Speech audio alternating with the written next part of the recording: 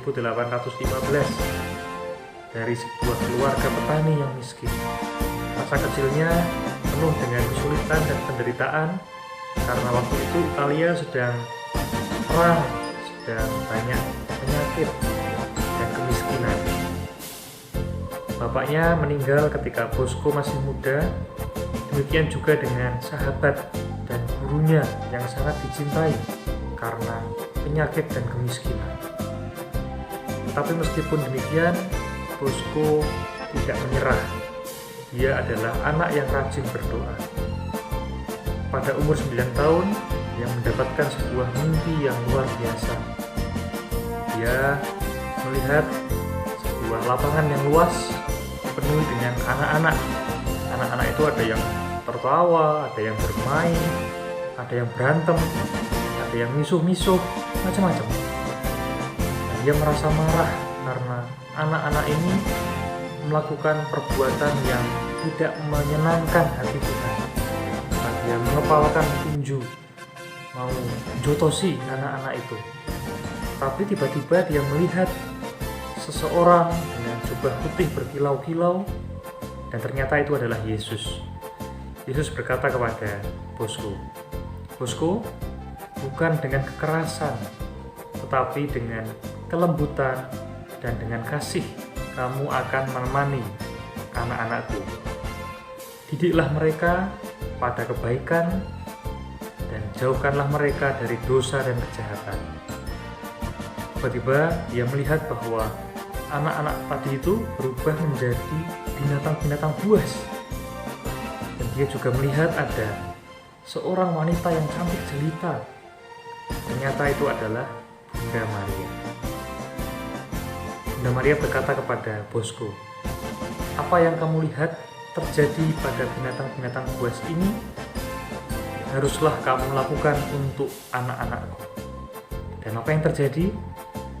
Binatang-binatang buas tadi itu berubah menjadi kawanan domba yang jinak. Bosco tidak tahu apa arti mimpi itu, tapi kelak dia memahaminya.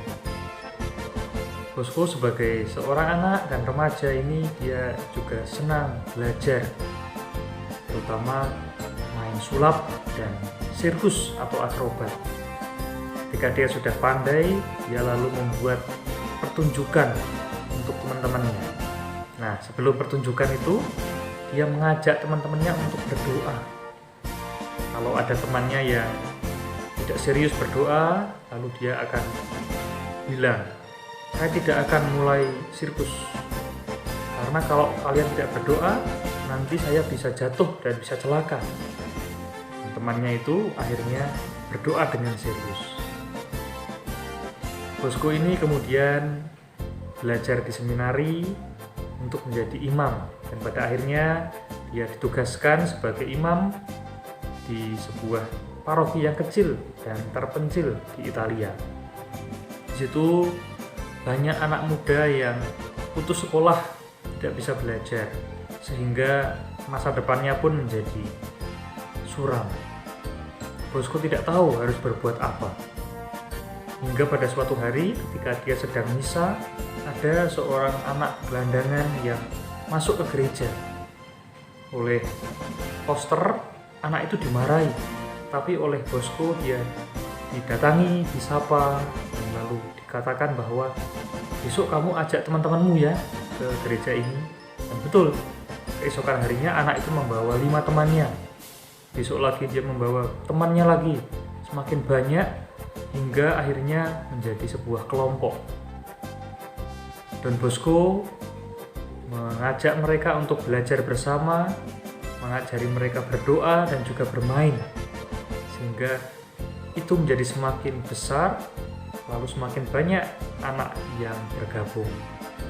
Dia akhirnya bisa mendirikan sekolah dan mendirikan bengkel untuk anak-anak itu belajar dan bisa siap untuk bekerja. Dia juga mendirikan sebuah kongregasi atau tarekat bernama Salesian Don Bosco SDB, yang memang fokusnya untuk mendampingi anak-anak muda. Bosco akhirnya meninggal dunia dalam usia 72 tahun dan akhirnya dia menjadi santo dan diangkat sebagai pelindung anak-anak muda. Teman-teman, apa yang kita bisa pelajari dari Santo Don Bosco ini? Pertama, bahwa kesulitan hidup tidak bisa menghalangi kita untuk berjuang, mengembangkan diri dan bakat-bakat sehingga nanti bisa berguna juga untuk orang lain. Dan yang kedua, dalam kesulitan apapun kita bisa tetap dekat pada Yesus dan Bunda Maria lewat doa-doa dan lewat perbuatan yang baik. Mengapa? Karena Tuhan Yesus dan Bunda Maria pasti membantu kita sebab mereka mencintai kita. Demikian riwayat singkat Santo Yohanes Bosco. Terima kasih.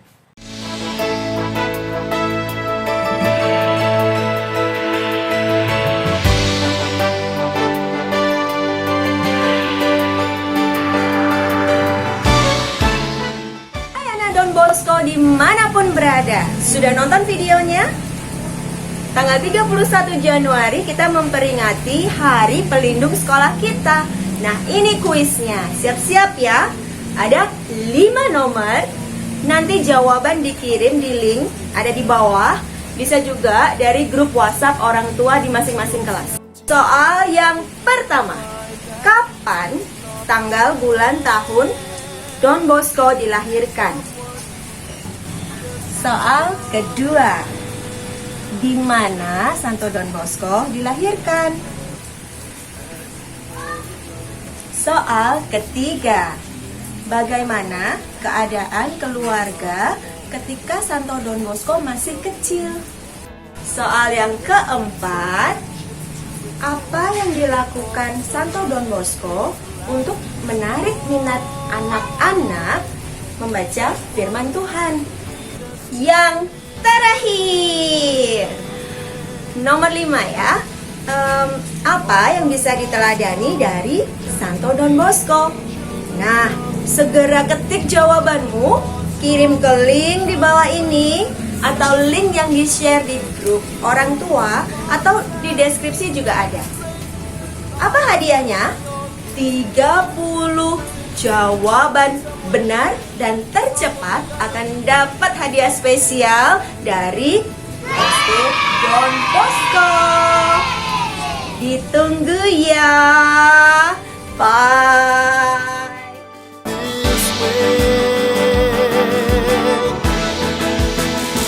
We call Don Bosco, gentleman for the children of today. We call Don Bosco, shining flame that sends the gloom away.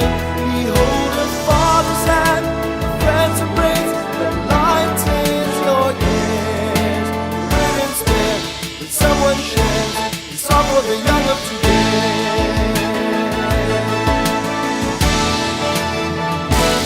Call Don Bosco, gentleman for the children of today. We call Don Bosco, shining flame that sends the gloom away. We hold a father's hand, a friend's embrace that lightens your years. Your brilliant spirit, someone shares, it's all for the